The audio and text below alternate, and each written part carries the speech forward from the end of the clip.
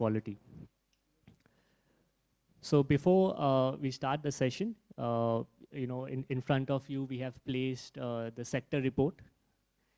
This is, along with other accompaniments, this is a report which delves into the core issues relating to the Sustainable Development Goal issues relevant to the impact community, and this is for your reference. A lot of what is in that report we'll be discussing at this forum today, and will be great if you can have your comments and everything along with the lead discussions. Now, before I introduce the lead discussions, just very briefly, wanted to introduce the topic. The Sustainable Development Goals, as you are aware, was introduced in the year 2016. It is ratified by 193 countries across the world. There are 17 Sustainable Development Goals covering different aspects: poverty, education, health, equality, growth, and a very prominent role is placed on Sustainable Development Goal number 5 pertaining to gender equality. In fact, over the last year or so, the awareness for this goal has really increased, and rightly so. Now, words cannot really do nations. Globally, women earn only 77 cents for every dollar that a man earns, and the key word here is for doing the same work. 7 out of 10 women around the world experience physical or sexual violence in some manner. Less than 20% of the world's landowners are women. 750 million women or girls, and this number is probably an understatement. It is based on what could have been computed. So 750 million women or girls alive today were married before they achieved an age of 18. And only 23% of parliamentarians across the world were women. They are just some basic statistics to highlight the scale of challenge and why gender equality is so important. And to discuss issues around this, we have an excellent set of lead discussions, and it's my pleasure to really introduce them. We have with us Anubha Srivastava, who is the CIO for LGT Impact. Prior to this, she was Managing Director and member of Management Committee at CDC. She has a 20-year track record in private equity and has invested across multiple geographies. Thanks, Anubha, for joining us. We also have with us Karthik Desai. Karthik is Executive Director at Asha Impact and leads the investment ecosystem and policy activities there. Prior to Asha, Karthik had over a decade experience in venture capital, social entrepreneurship, investment banking, and international development. He has also worked with Lok Capital and Avishkar. Welcome, Karthik. We have with us Alan Biscat. I hope I got your second name right. She's Senior Associate at Cois Invest. She joined Cois after working for a business incubator in South Africa, and is currently also completing a certificate course in ethics at UCL. Welcome, Ellen. We have with us Shama Fernandez, who is Managing Director and CEO of Northern Arc Capital. Shama has extensive experience across financial advisory, consulting, and academia. Among others, he has consulted with World Bank, Chicago Mercantile Exchange, Ministry of Finance, and Government of India in various capacities.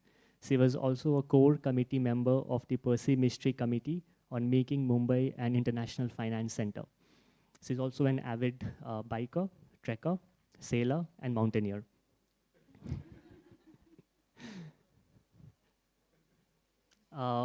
We also have with us Vikram Gandhi, who's founder Asha Impact and professor at Harvard Business School.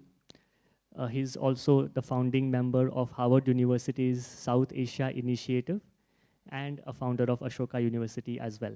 He has also worked at Credit Suisse and Morgan Stanley. Welcome, Vikram. I've kept the introductions very brief because if I take a look at the full bios, I'll be spending another 20-30 minutes just in introducing them. So welcome, all of you. Now, in terms of the format for the discussion, this is not a panel discussion followed by a Q&A. This is a democratic discussion. The lead discussions are there to anchor the discussion, but each one of us here is a lead discussion. There is absolutely no format to be followed. I have a few questions that I'll be specifically addressing to the lead discussion based on their core expertise. But everyone, please feel free to chip in at whatever point of time and give us your comments, just to highlight no specific format which is there. Now, to kickstart the discussion, I'll request Vikram to provide a brief overview and comments of what he feels is the role of impact investing, to bring about gender equality. What are some of the changes that you have seen, promising changes in the past, and how would you want impact investing to evolve over the next 5 years to address the SDG5? Yeah, thanks very much. And it's fantastic that we have such a wonderful group here and a focus group on this topic. So again, I'm just going to speak for a few minutes because I think it's much better to have a discussion around this. So let's go with the basic premise that, that this actually, having gender equality, is a good thing for business. Let's just start there. There's obviously a critical issue for social justice, but let's keep that aside for a second and just say that there have been enough studies by, we just heard from McKinsey and everybody else, that having diverse leadership, and it just not necessarily just a gender issue, but having diverse leadership in businesses, in governments, in philanthropic organizations, just leads to better decisions. So if we go by that fundamental premise, the question really is that should not the markets have taken care of it themselves? And clearly in that particular case, just like we heard a lot of this afternoon, that the markets seem to have failed. But I think there's also room for hope, and so I just want to give a few examples as to what's been going on globally. Again, there's a long way to go globally, but also therefore what we can learn potentially on India. First is that there are kind of two things. One is the bottoms up and the other one is top down. So I would say on the top down, there have been legislation, a lot of things being done around the world, particularly, for example, I would say Europe has just been ahead of the curve on this, where there's legislation on, women representation on boards, for example, in France and Germany and a bunch of other countries. Like France, I think, is 40%, Germany is 30%. It's been kind of mandated from top down that this is important from a social justice standpoint, but also longer term, it's important for economies and growth overall.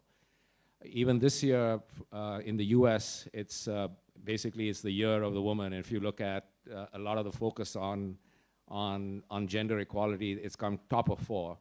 And most importantly, it's not just come from a mandate from the governments, but it's coming from investors. And that's where the impact investing piece comes in. So if you look at the largest institutional investors in the world, the BlackRocks, the Vanguards, State Street, in fact, I teach a course at Harvard Business School on impact investing. We wrote a case on State Street where they created a gender diversity index called SHE, which trades on the New York Stock Exchange. There's an increasing focus on the part of investors that this is an important thing, that this contributes, so is important from a social justice standpoint, but also it's important from a return standpoint. If you look at ESG investing, et cetera, this is important from a return standpoint. So you're seeing a lot of things happening from an investor perspective. You've probably seen a lot of proxy fights going on right now. So previously, say about 10 years ago, there would just be about a few, maybe a couple of hundred proxy, what I would say, resolutions occurring where you would have some sort of a non-financial thing discussed. This year, it's about over 2,000, and a significant portion of them are around 2 topics. One is climate, and the other one is gender. And what's happening is that more and more of these proxies or these kind of non-management proposals are actually being passed with majority votes. So the reason I bring all this up is that if I look at some of the things that are going on macro-wise, there's a lot of positive stuff happening. Having said that, there's completely a long, long way to go. And I would, my daughter, for example, is very focused on the whole area. She's a musician, but she's also got a business aspect to it. So she plays a lot of music around gender equality, does a lot of speeches and TED Talks around it, and she lives in LA. And she realizes that in the US, for example, this is a massive issue. But she came and spent a month in India, so just bringing back the conversation to India for a second, in December. And she said that what's going on in India is just, its magnitude's a bigger problem here than it probably is in the US. Largely because just the mindset shift needs to happen. So I would say that this is a big global issue. There are certain things that are happening kind of towards it. But if you actually look at in the Indian context, it's perhaps even a bigger issue than as it stands out. So just to stop there for a second, and I'll love to take some more questions on it, but there's also within, for example, the example I talked about State Street, it's not necessarily that there are not enough opportunities being given. It's something that's missing. So for example, more than 50% of the workforce at the kind of lower levels are women. I mean, if I take my own MBA class or the HBS MBA, there are more than 50% in our class are women. Having said that, by the time you go from the lower to the CEO level or the board level, that 50% goes down to 4 or 3. And so the question is, the 50% goes to about 20-25% for mid-management and mid this thing, and then 5% or less. And it's been deteriorating actually over the last 3-4 years. So the question is why? And I just love to see, and what can we do about it? So while the big investors talking about the role for impact investing, on the public market side are doing a lot, there's also happening on the private side. So for example, more funds being targeted towards, so microfinance being a classic case could be pointed as a success factor in doing this, but it's still just scratching the surface. So I think there's the mindset issue, there's the top-down issue in terms of government policies and stuff, there's a bottoms-up issue in terms of demand creation on the ground, and how to make all that come, and then the longer-term issue of just mindset and mentality. How do you make all that come together in the Indian context is perhaps where we should focus on this afternoon. Thanks, Vikram, for painting that wonderful landscape. There are different dimensions, to women empowerment and gender equality, and we can. What I'll be asking the lead panelists to do is to discuss specific aspects of each of them. So for Shama, and Aline, your work revolves so much around access to finance. And you have been doing some interesting work in terms of access to finance for women in particular. So it'll be great to know from both of you and any other participant who would like to add after them. What do you see as the role of finance and innovative finance in addressing this goal? And what are some of the structures that you are working on or have worked on, which can make a difference in this space? So I'll talk more about innovative finance, and I think Shama will talk more about access to finance. So at COIS, we focus a lot on innovative finance because we believe that it has a huge role to play to be able to attract the much needed capital to SDG5. And before I dive into these innovative financial structures, it's also important to think about, what are we bringing capital to? And when we hear about gender-lens investing, the experts really show that traditionally it has been about investing in companies that are led by women or in companies that promote gender equality within the workforce. But what it also shows is that we need to be more ambitious than that we really need to focus on businesses that start to develop products and services that are tailored to women, that go to the women, and that can be able to address these barriers that we're talking about. But so this is very much a supply-driven issue, but as Vikram said, it's also about a demand-driven issue. So changing the mindsets, changing the social norms about how women perceive themselves, which role they want to take in society. And so linking that back to innovative finance, at COIS we've been working on an impact bond on menstrual hygiene management, thinking about that supply issue, but also the demand issue, because there's definitely an issue about, having adolescent girls accessing the right sanitary facilities, the sanitary products, but also an issue about the demand side, shifting mindsets, because as much as it is the most natural thing in the world, it's also the best kept secret, because in India, basically 50% of the girls have never heard about it before they experience it. So this is just one instrument, that can be leveraged to basically, address these issues. I think most of you might know what impact bonds are. They're basically instruments that focus on outcomes where investors are paid back according to the social outcomes achieved that are determined upfront. But there's also various other mechanisms. When you think about blended finance mechanisms that are able to attract private investors thanks to guarantees that donors put in.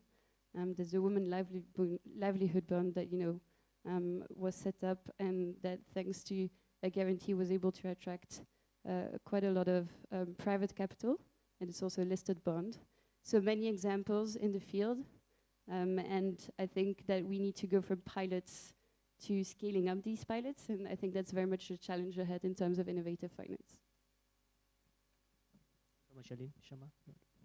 Yeah. Do you have that slide? Yeah. No. Can we have that? Can we have that picture? I'm just going to take a minute to talk about something and then put up a slide. Maybe the slide can wait for a few seconds. I think there are sometimes judgments we make and positions we take even before we know the whole story. And because Ravi mentioned about the sailing, I thought this is a great opportunity to really use something different to speak about this. When you say sailor, you think men. Last year, a bunch of us, we were 8 of us who did the Atlantic crossing from Spain to South America in a 40-feet sailing boat called the Beneto First. 4 of us were men and 4 of us were women. The skipper was a woman. I think that's a fantastic example of how nature really meant to be. I'm going to show you a picture that is really, really shocking. This is the state of the Indian financial system. This is a conference I spoke at last year. This is Financial Institutions Annual Conference in India, 400 individuals in the hall. This is a group of CEOs and CFOs from across India. And in that entire picture, there was one woman I saw sitting in the audience. So we're not even talking sailing here. We're talking about something like financial institutions in India. And one would imagine, and your numbers spoke about the proportions coming down from sort of a business school at 50% men, 50% women to something like 3 to 4%. That is 1 divided by 400 people in the audience. That's the magnitude of problem we are really dealing with here. So I think we really need to understand that and not overestimate. And I'm so delighted to see so many women, of course, and men as well in this room. I think we need to put all our minds to work to really deal with this challenge. Coming back to the issue in terms of what can we do from sort of a finance perspective and structure-specific products that actually enable women to be participating in the whole economic game. I think the microfinance sort of model has worked very well, and a lot of us in this room probably know that model. For a very large period, at Northern Arc, we followed that model very, very closely and supported many institutions that actually financed these women entrepreneurs. But to some extent, it's a very small population of women that we are addressing using the microfinance model. These are small loans. These are typically loans that have been given for working capital requirements and so on. And I believe the need is much more. And what we've been doing now at Northern Arc is we're launching our first women fund along with Mandeshi that is targeted at women entrepreneurs. These women entrepreneurs could come across any sectors. They could be small business loan entrepreneurs. They might want to buy a low-income household. They might want to invest in a business. They may want to buy a vehicle. It doesn't matter what. Money that goes straight to women entrepreneurs will be financed through this fund. So that's the fund we're currently talking about. It's a small fund. We are looking at a 100 crore fund, 4 years tenor. We're looking at returns around 9 to 10%. And the reason I'm telling you this is because the fund is basically targeting impact capital. Now, we all know that impact capital is sparse. We all know the magnitude of the problem and the challenge that we are facing. And what we are really working at Northern Arc in terms of our next product, whenever we get there, is to see how can we combine impact capital with commercial/private capital to really launch a fund that will do the best of both. And we've been having a little bit of discussion around this. And this will really work about saying, let's attract impact capital for the kind of returns that impact capital would expect. Let's attract commercial capital for the kind of returns that commercial capital would attract.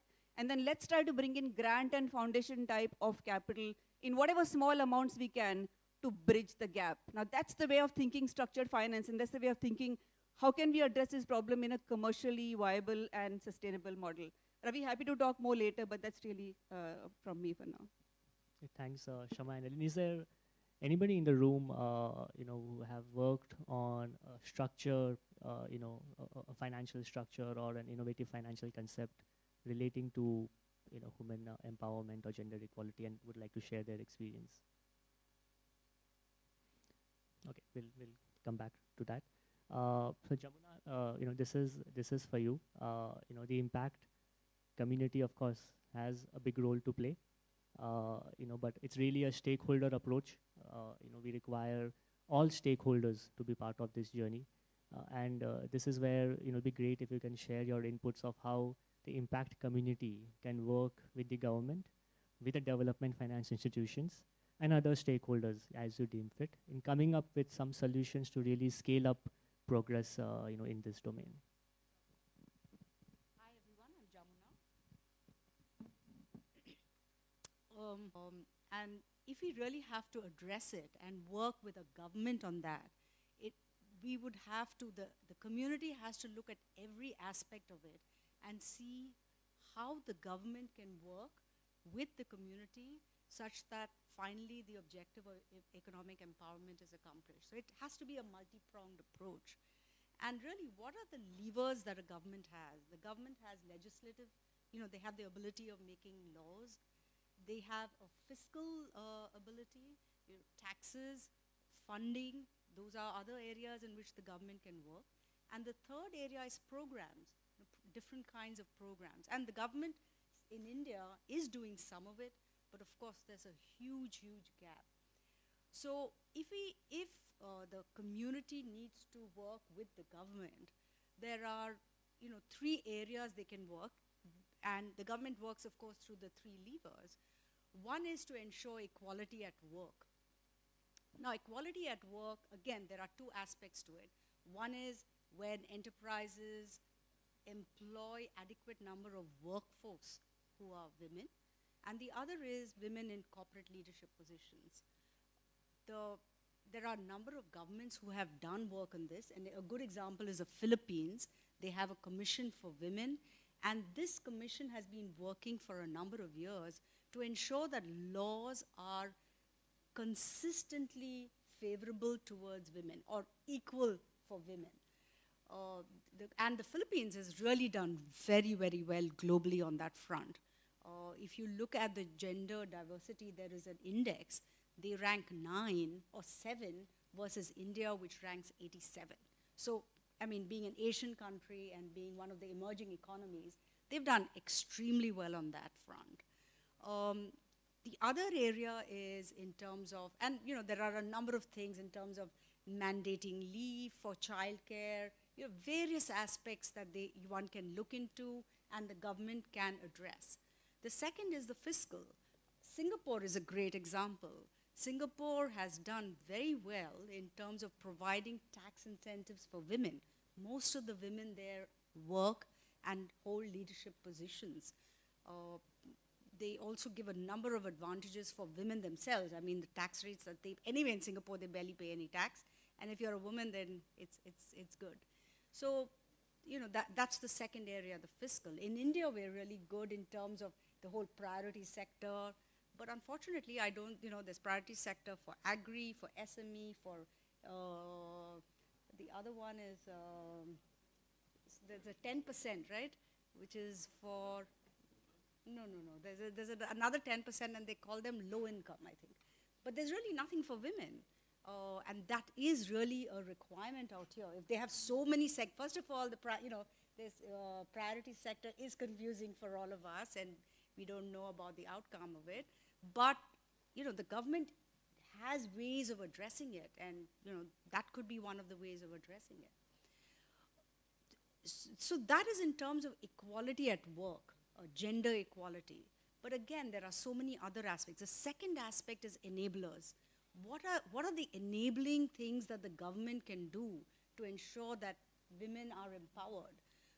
One of them is skilling. Skilling is, again, a big focus. And there are a number of areas where women are being skilled. Let's take the example of, say, an urban clap. Urban clap today, it's private sector, but they have provided, I wouldn't say jobs, but a livelihood for about 10 to 15,000 women in the area of being beauticians.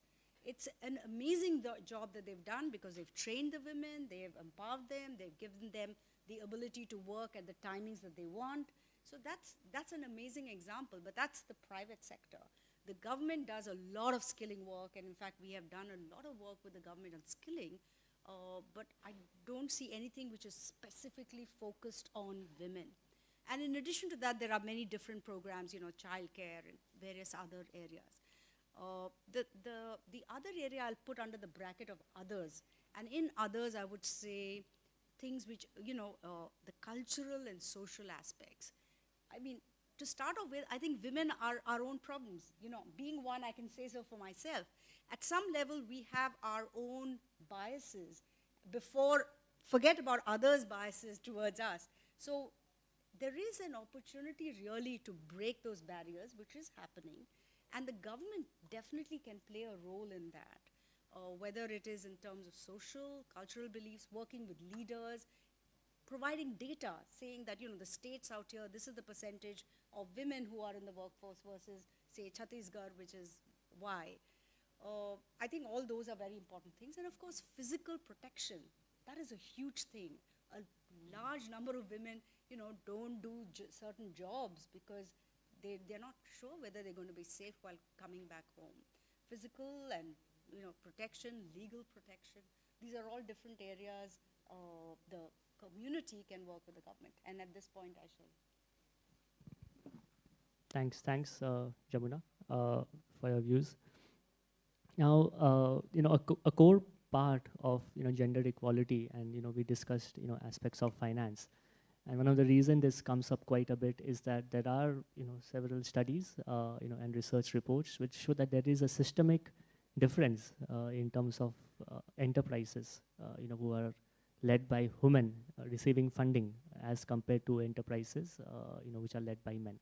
And the results sometimes are quite staggering. And I would like Karthik and Anubha to give your comments on this and what you think can be done about this.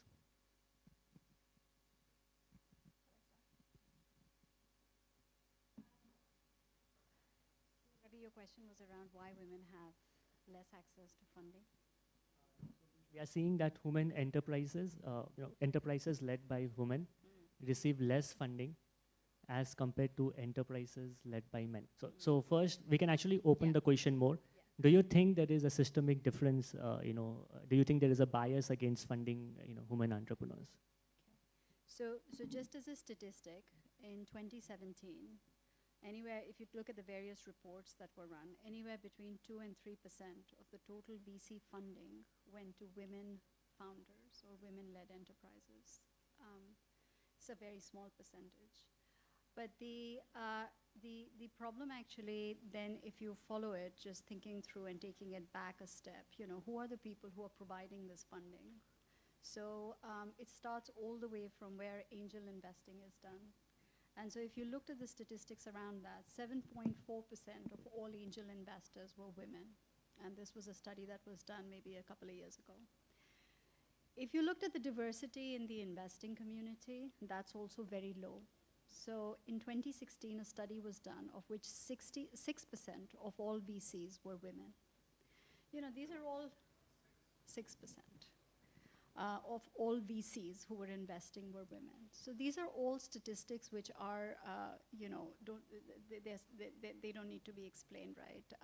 These are all statistics which point to the very obvious problem, which is that in the community that provides women entrepreneurs and women founders with funding, there just aren't enough women. Now, I have been speaking to women who've actually in India been trying to raise funds from the VC community here. And I sort of tried to understand their experiences as to what they went through. And I think very interesting things. So one of them said that, when they went to a meeting, they always took a man along with them in the meeting, because if they didn't actually go in with a man to present the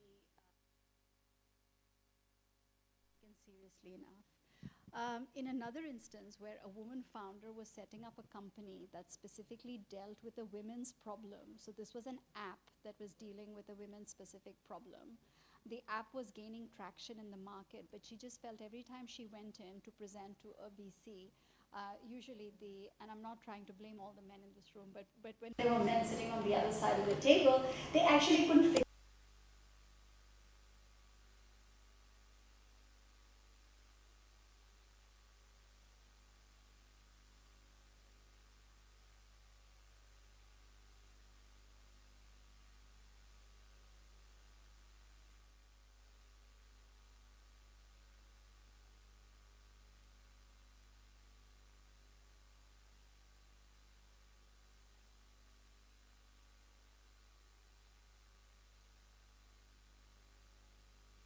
misrepresent. There's a problem in taking women entrepreneurs seriously when they walk into a room and present a business idea.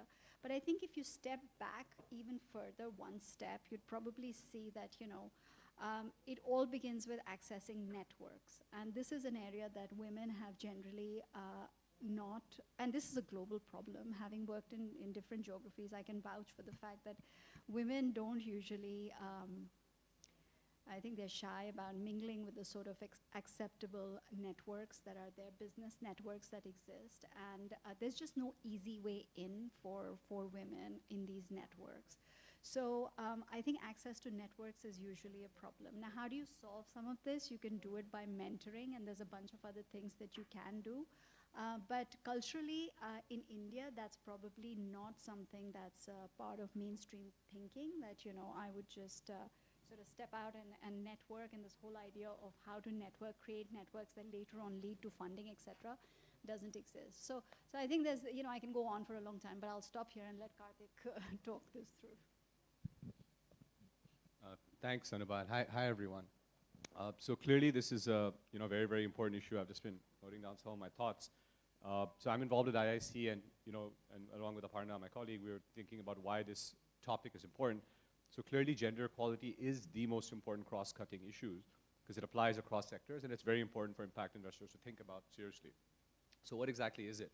So there's political inclusion, economic inclusion, social inclusion, right? As Rajiv mentioned this morning, it's an interesting situation. We have universal suffrage, and not to say women have complete political inclusion, but that's there. Economic inclusion is what we're really here to talk about today. And that's the role of the IIC is what it focuses on.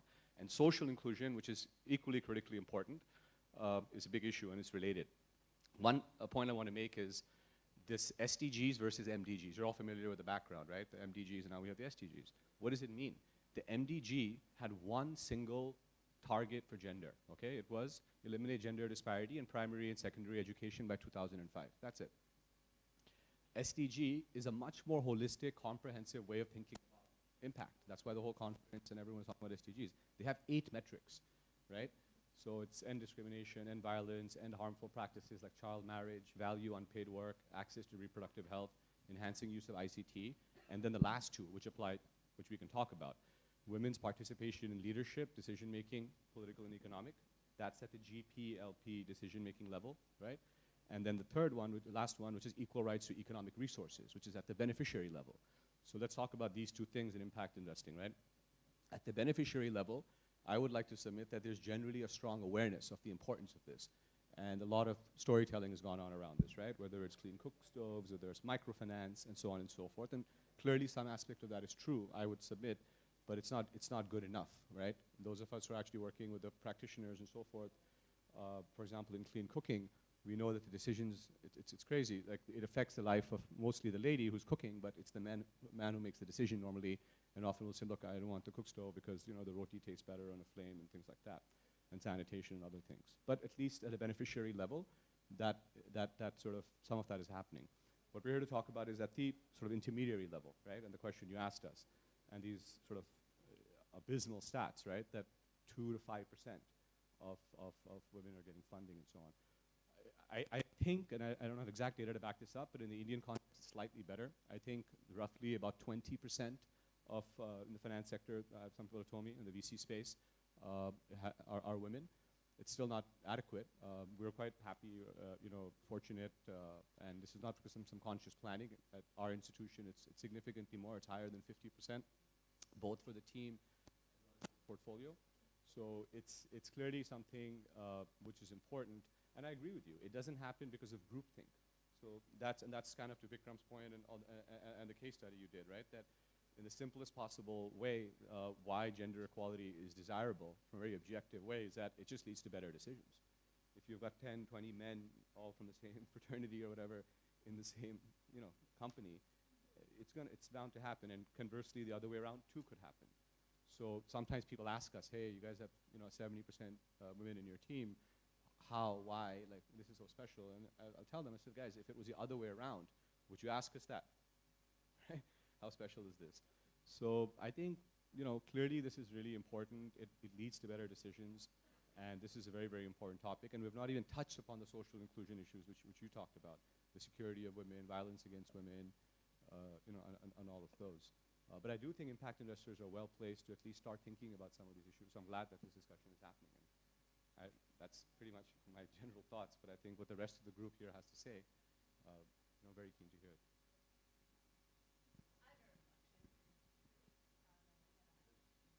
That they were coming at from more of a global health perspective.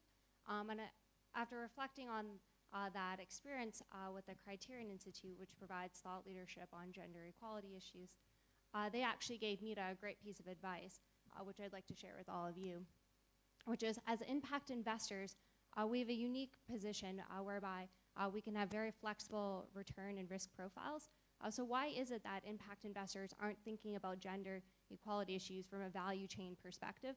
So when I go back to that menstrual health fund, yes, it was investing in menstrual health products and services across Africa and to some extent Asia, but it was doing so in a very broken approach. And it wasn't thinking about how those companies react to each other and reinforce each other in the marketplace. So thinking to what Criterion was asking Mita to do, and which I would now ask all of you in this room, as we clearly have a lack of innovative financing products, is think about these value chains and how can we affect women who require these products and services and fund companies that reinforce each other, both geography and sector-wise. I think that's really how we're going to build up the infrastructure required to achieve the gender equality issues that we're looking to do so. Thanks for that. And I think I just want to add to what's already been said in the room a little bit, but really one has to think of it in a multi-pronged approach, right? So it's not just going to be the government, it's not just going to be the impact investors, but really the community coming together as a whole. And we've been discussing about this at Asha as well, as Karthik mentioned. We're fortunate enough to have enough women, and in leadership positions as well. And I'm definitely fortunate to be part of the Asha team. But really thinking about it, at least as investors, at 3 different levels. One, of course, is to promote more women LPs and GPs, and I know Anubha mentioned that as well. The numbers are quite staggering, but hopefully, when we walk away today, we can definitely think about this in a more conscious way. How do we promote more women in those leadership positions, more decision-making positions? The second, as you mentioned, is also to look at women-led and co-led sort of enterprises, and it doesn't just have to be on the women issue-related products or services, but more broadly, looking at women entrepreneurs. How can we kind of create an enabling environment for them? And thirdly, I think, as Jamina also mentioned, and you kind of reiterated that as well, looking at certain products and services, templatizing those for women. And I think some of the social enterprises in the room will probably be talking about the design-centric approach that they've also taken and applied, to creating certain products that will get more women to the platforms, using them more, and sort of taking a decision-making role in their homes as well. Just wanted to add to that. Thanks for that, Parna. So actually, there's anybody? Hi, thanks. So I just wanted to point out something which the lack of gender equality is a much higher level in women in India than in the US. The question I have is, how can India then leapfrog other countries like the US and Europe where it is a problem? I mean, but because India is such a larger magnitude, is there any leapfrog initiatives that India can take to really then push the barrier? Thanks for that. Anybody who wants to take that question? Not specifically, but I have a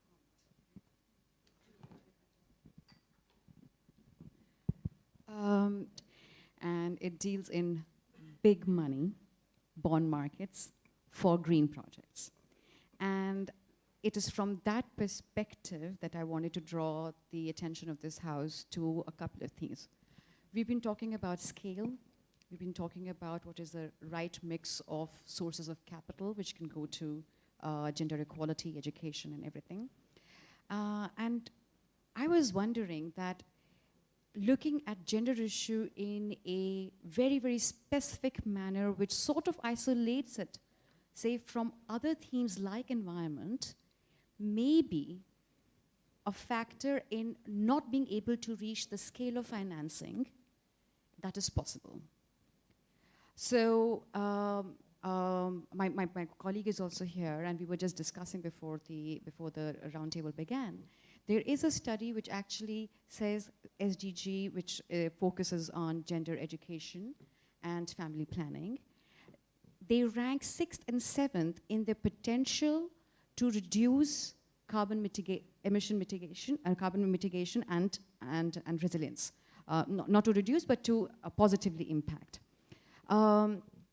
So what I'm trying to say is that when you are looking at attracting capital, there may be projects like energy access, like other environmentally seemingly focused projects, where gender lens or where gender component is extremely vital, important, both in terms of where the money should go, but also in terms of the impact that it will bring out.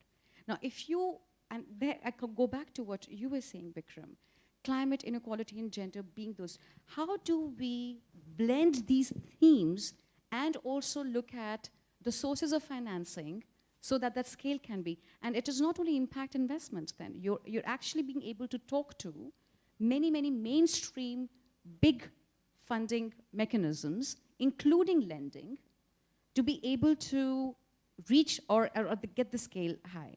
Now, when I talk about just this thought I wanted to share, I used to work with GIZ before I joined Climate Bonds Initiative. We did a study in analyzing what are the lending practices of banks for women. Do we need new products, or do we need to change practices? What is the real story behind it? And we found out that actually new products do not necessarily mean more access to finance for women. It is the practices, the mindsets in lending practices which have a huge role to play in mainstream lending or investment. So it'll be a good idea to sort of see how does Mahila Bank or Bandhan Bank, which is actually catering to that section of the society, are doing on the front of gender lens lending. And similarly, on the investment side. So my submission is that I think talk to the climate guys too, talk to the environment guys too, look at those enterprises as well, which are focused on environment, and you'll be able to reach a much wider basket of financing than just very specifically looking at it from the gender lens. That is what I wanted to say. Totally, that point is well taken. In fact, even at our work at Northern Arc, what we see is that most of these issues really have interdevelopment linkages, and you look at one thing in isolation, you actually miss out that it's so much interrelated. But before we move on to the next, I just wondered if anybody wants to answer that question. It's a very interesting question. Are there India-specific issues, which of course we believe there are, and can India really leapfrog? What are, Namita, you want to? Sure. Yeah, so I think, when you look at Europe and US, I think the biggest issue here is, in the women below poverty line. And it's about, really addressing that. Of course, at every level, you do see, issues in terms of more women coming into, into employment. But I think that, women at, the bottom line, I think that is where the real issue is. And today, while a lot of us are doing, a lot of work, like Shama mentioned, we are launching a fund for women micro-entrepreneurs. Aline mentioned about healthcare. But I think that in India, I think there needs to be a lot more coordination. I think it's it's a coordinated effort across investors that is required to solve this issue. And when you look at it, we are working with a certain number of beneficiaries. COIS is working on healthcare. But to actually empower these women, all these factors need to come together to take women to the next level. And that's something, even when you look at, say, skill development, you look at financial literacy, all of us are doing this separately. But is this really Is this something that, is a woman really gaining from skills? Is she really gaining from financial literacy and healthcare together? I think that's the real question to be addressed. I hope that kind of answered your question.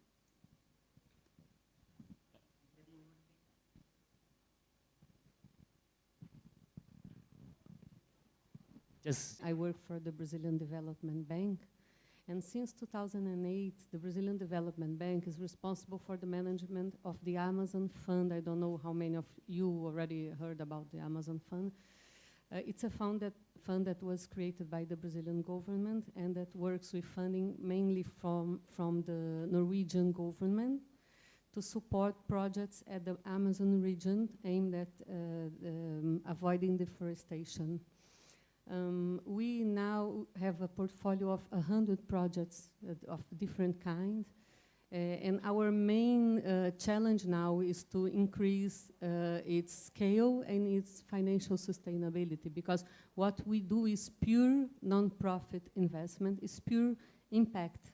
But to be sustainable in financially terms, to work by themselves, we need to build blended finance mechanisms.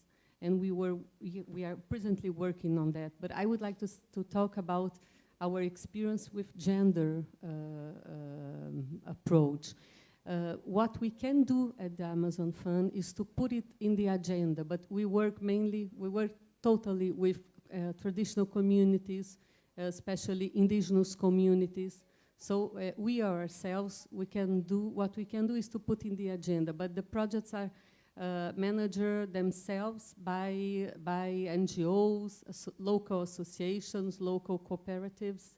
And we have seen at the last 10 years an evolution in the subject. Not in all of the projects, not in all of the states, but in many cases what we see is an increase in the number of indigenous women that are becoming the political leader of their communities, and many cases of women that didn't used to work in their land, just the men and the sons, but now the women are beginning to work. There are some activities that have been developed each time more, because they are activities that are more suitable for women, that women think themselves are more suitable for them. And what we see that makes a huge difference to help this happens is when the NGO or the cooperative or the association make a work and deals not with the women to empower them, but also when they work with the men, with their husbands, their sons. They work at the schools, the local schools, because what is really, really, really important is to change culture, values. And this is not only related to women, as we all know, is to men also.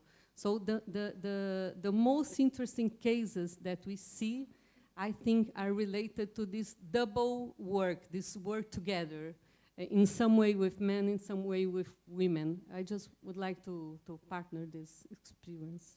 Thank you. Thanks for sharing that. Ragini, you had a point? Yeah, we have time. Yeah, I'll make it very fast. I'm Ragini and I represent Grey Matter Capital. We invest in education and in employability with a gender lens. So what we are betting on for leapfrogging is two things. The future of work, education and mobile. I think that will be the changing factors. We believe women will learn at their pace on mobile and use mobile to participate in the gig economy. So that's our firm belief, and that's what we're going ahead with. And some of our initiatives are around that, and when we can talk about them when we go. But other way we are looking at gender lens is, one is the product itself. So we go through gender audits of the product. So there shouldn't be any barriers within the products which affect women. We know that there is inequality in mobile usage, ownership, all that. So that is something. There are larger issues, but at least at the product level, you don't leave women behind. And second is, if the organizations themselves do not walk the talk, then it's not going to happen. Like, look, for an example, microfinance industry. 99% of their clients are women, but you don't find them in the workforce in the organization. So we are working a lot with our institutions to sensitize them on, bringing more women in the workforce. But again, to your point, Jamuna, on regulation, look at our regulation. 6-month maternity leave, very welcome, no paternity leave. And then 6 months means that some of my startups won't employ women. When they're bootstrapped, they're finding it difficult to pay the salaries. They can't pay a absent employee for 6 months or hold that situation. So, we really need to reflect back, because if we don't see that, if we were to give 3 months paternity leave to both men and women and they both time it, then it will be same, when you employ a man or a woman. So, there are some larger issues to handle, but this is how we are looking at it. Thank you. Absolutely, Lagi. That is a wonderful point. I'm a new parent and totally agree on the paternity leave, part. So my name is Harish Ahuja. I'm wearing here 2 hats. I'm a social place. I own a platform called FinCredible, which is again a platform for financing solar and electric vehicle products and projects. And I'll like to give my comments very specific to my journey as entrepreneur and how I tried to empower the female, but I failed miserably, and I need help of investor community here. So the background is, I'll give very small, I'll take just half a minute. So I lost my father at the age of 1 year. So my mother has raised me, and I used to be a very senior civil servant, then corporate guy, then my own company. So I always believe in empowering the female. So my wife is also working since I got married to her. My mother-in-law also working since I got married to my wife. So I'm surrounded by the female who are working. So when I start my entrepreneurship, I decided to put 51% workforce as female. It was my pledge. Still I'm owning that pledge. And it came because I was surrounded by my very sincere, hard-working female around me, my mother, my mother-in-law, my wife. And being a technology startup, I could manage to hire females because it was a desk job primarily. I start with definitely with 51%, but this issue like maternity leaves, they like to leave early because their mother-in-laws are fighting with them. And when we tried to apply for some kind of funding from investment funds and all, they never preferred us because their productivity was very low, because female used to leave by 5:36. So my suggestions are very few but very specific. Don't only support women entrepreneur or decision making, also support the startups like us who are employing more than 35% females. Make it a criteria. Honestly, I'll be very happy to hire more, because when you're competing with other boy-led or man-led organizations, they are working from 9 to 9. My females are working from 9 to 6, and it hurts my productivity, what the lady said here, 3 out of 10 females are on maternity leaves, and I'm paying them because it's my pledge to support them. Third thing which is very important is, I have gone personally to the mother-in-laws of the female employees and talked to them that why you're not allowing Priyanka to come to office? Why? If you can come with a service or a product, like you are talking about such a product where, when I had the females, we can have some training program for the families of the female employees, where we not only taught to the female that how to balance the life, but also their mother-in-laws, father-in-laws. I have seen many females leaving me after 2 months because their father-in-law is putting the pressure, mother-in-law is putting the pressure upon them, and they're leaving. And they are crying, they're trying to come back, but the mother not allowing. So I think there should be some very specific mindset changes needed.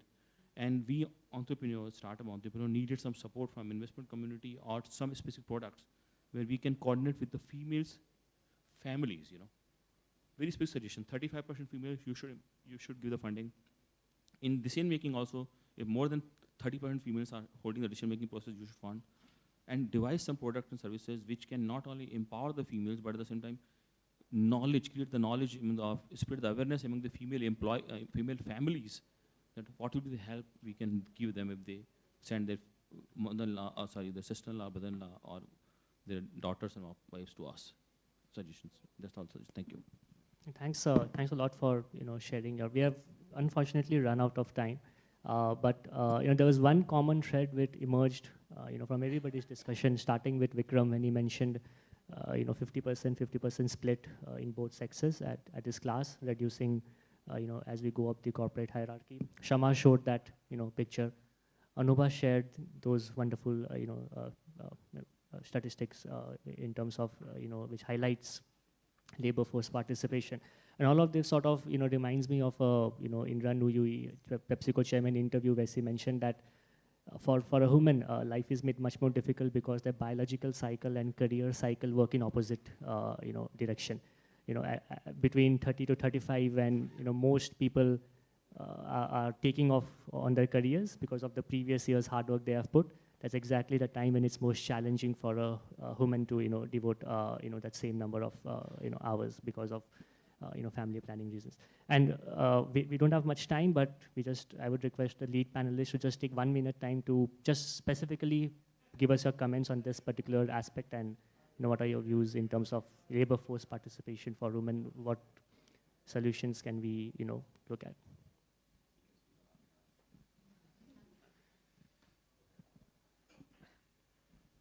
I really don't have any dramatic solutions, but I will say one thought, which is I agree with two things. I agree with what was said, that the situation in India is obviously much more dire than what's there in the US and in Western countries. But at the same time, for some reason, I also feel, I'm not being able to articulate this, that there is potential for improving. There's also some things in India which are better. And one is cautiously optimistic. Yeah, so I think just one thing is the cautiously optimism that, we talked about all these stats in the US, and Anubha also mentioned about, especially in financial services, that people are more comfortable with their likes, and therefore, but keep in mind, it's actually not the women issue, it's a white male issue in the Western world. And it's a lot of effort and time, both in terms of forcing things through from a policy standpoint, as well as letting things happen from a grounds up standpoint. And there's nothing against the white male or anything, this is just history.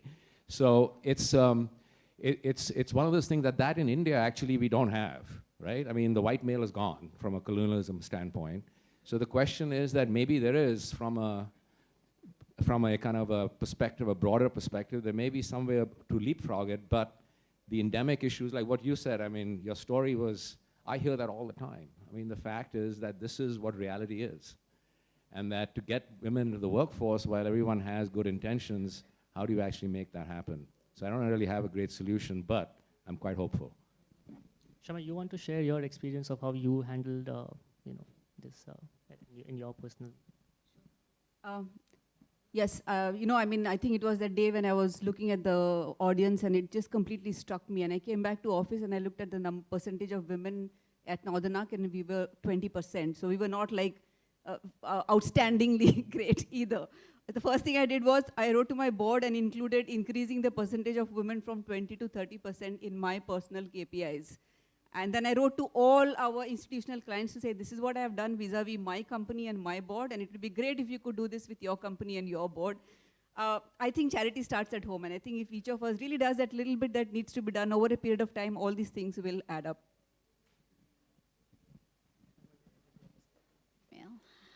But I think over here we have the non-white male. And we have our own set of problems. They're different problems. They may not relate to colonialism, but they are a different set of problems. And I think I agree with the point around cultural nuances having to be straightened out before. But studies and common sense show that women are much better able to respond to social pressures from within families if they are financially independent. And so the vicious cycle is really around financial independence versus what families are saying, and how do you get out of that? And maybe then the idea is not around educating women in the very traditional way, but giving them vocational skills training very early on when they are graduating from high school, and getting them into the workplace with skills that are for the next generation around technology. So we're currently looking at a coding company that's being set up in Kenya, and that is training both boys and girls straight out of high school into these things. But we can overcome some of these problems. We don't have to wait till women are married and have kids and in-laws. We can actually address the problem up front in terms of making them financially independent.